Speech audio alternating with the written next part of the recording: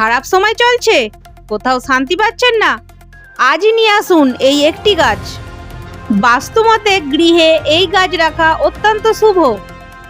এই একটি গাছ গৃহে থাকলে সুখ, সৌভাগ্য ও সমৃদ্ধি নিয়ে আসে।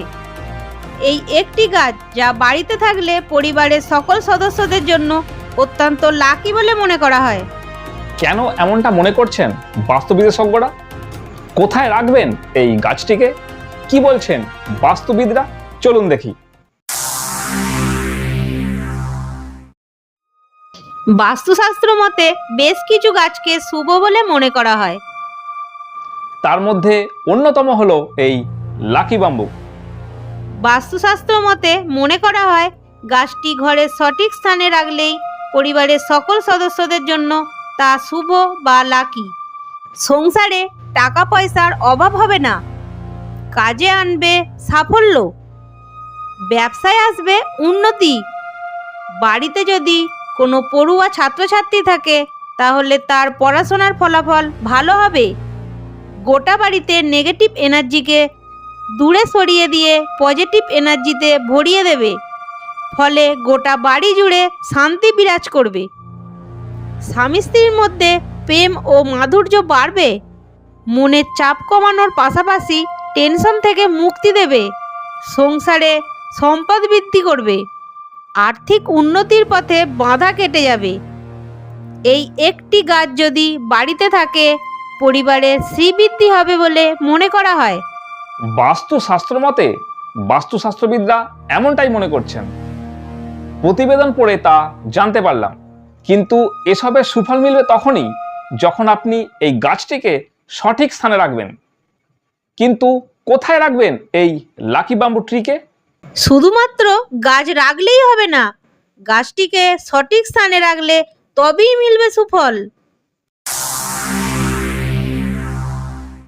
বাস্তুমতে বাড়ির উত্তর পূর্ব দিকের কোণ হলো সবচেয়ে শুভ। এই স্থানে ঈশ্বরের বাস বলে মনে করা হয়। সুতরাং এই দিকে লাকি বাম্বু গাছটি রাখা অবশ্যই উচিত। এর প্রভাবে আর্থিক উন্নতি ঘটবে। ছাত্রছাত্রীদের পড়ার টেবিলে লাফিং বুদ্ধ ও লাকি বাম্বু একসাথে রাখলে ছাত্রছাত্রীদের পড়াশোনায় সাফল্য আনবে। কাজের জায়গায় লাফিং বুদ্ধ ও লাকি বাম্বু একসাথে রাখলে ব্যবসায় উন্নতি ঘটবে। খাবার টেবিলের মাঝখানে লাকি বাম্বু রাখলে সংসারে পজিটিভ এনার্জি বিরাজ করবে। বেডরুমে লাকি বাম্বু রাখলে স্বামী স্ত্রীর মধ্যে সম্পর্কে প্রেম বাড়বে। লিভিং রুমের দক্ষিণ পূর্ব দিকে এই গাছ রাখলে মানসিক চাপ কমবে এবং শান্তি ও স্বস্তি লাভ করবে। এই একটি গাছ যদি বাড়িতে থাকে পরিবারের শ্রীবৃদ্ধি হবে বলে মনে করা হয়। রান্নাঘরে লাকি বাম্বু রাখলে নাকি সংসারে সমৃদ্ধি লাভ হবে। তবে এসবে বিজ্ঞান বিন্দুমাত্র বিশ্বাস করে না।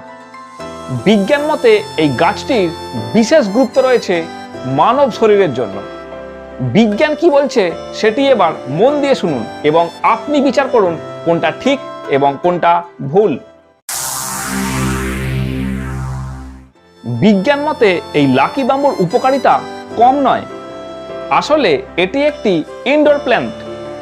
এই উদ্ভিদটি বাঁশ গাছের মতো দেখতে হলেও আসলে এটি কিন্তু বাঁশের কোনো প্রজাতি নয়। এটিও আসলে লিলির একটি প্রজাতি। পিস লিলি সম্পর্কে আগের পর্বে আলোচনা করেছি, ভিডিওটি দেখানো হয়ে থাকলে দেখে নেবেন।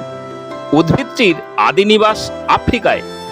চীন দেশের মানুষের বিশ্বাসের ওপর এই গাছটির এত জনপ্রিয়তা বেড়েছে বা উদ্ভিদটিকে লাকি বলা হয়েছে। তবে এই উদ্ভিদটির একটি উপকারিতা আছে যা শুধুমাত্র মানব শরীরের জন্য কার্যকরী। এই উদ্ভিদটি বায়ু বিশুদ্ধ করতে কাজ করে। এটি কার্বন ডাই অক্সাইড সহ বাতাসে থাকা বিভিন্ন ক্ষতিকর গ্যাস শুষে নিতে সক্ষম এবং বিশুদ্ধ অক্সিজেনের যোগান দেয়। এছাড়া চীনের মানুষরা এই উদ্ভিদটিকে রান্না করে খায়, কারণ উদ্ভিদটির মধ্যে বেশ কিছু পুষ্টি উপাদানও রয়েছে তাই।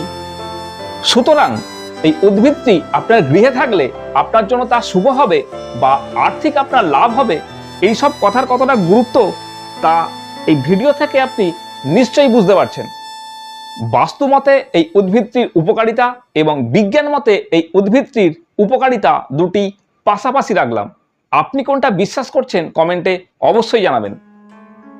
তবে উদ্ভিদটি ঘরে থাকলে ঘরের শোভা অনেক গুণে বাড়িয়ে তোলে এবং এই উদ্ভিদটি যে ঘরে থাকবে সেই ঘরের বাতাসকেও ফিল্টার করবে।